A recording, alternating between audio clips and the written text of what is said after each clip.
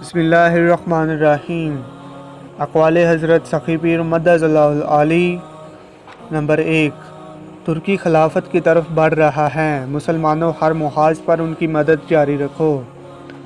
Number 2، پاکستانیوں اپنی فوج کی قدر کرو اور ہر محاذ پر ہمیشہ مدد جاری رکھو۔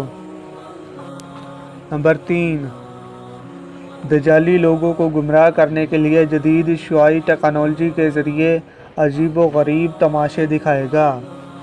نمبر 4، شیطانی دجالی قوتیں انشاءاللہ ہمیں شکست نہیں دے سکتی، کیونکہ ہمارے پاس قرآن حکیم حبیب خدا صلی اللہ علیہ وآلہ وسلم کی سرپرستی اور ایمان کی نعمت موجود ہے۔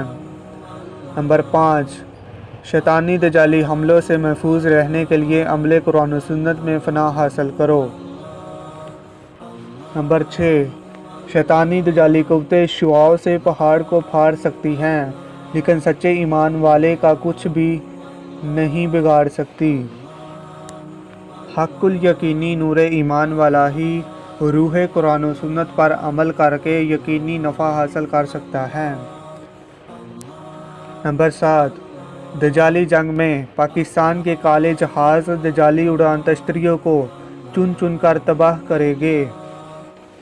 نمبر 8، عمل قرآن و سنت، باطنی اصلاح، تزکیہ نفس، حضور قلب، دوام ذکر و حضور، عشق الہی اور صحبت مرشد کے بغیر حق الیقینی نور ایمان نہیں ملتا۔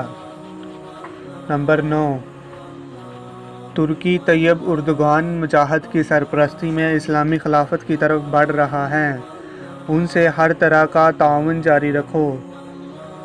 نمبر 10، یہودی شیطان کے پجاری ہیں اور ان کا دین دولت، جادو، مکاری، جھوٹ، خود غرضی اور سازشیں ہیں۔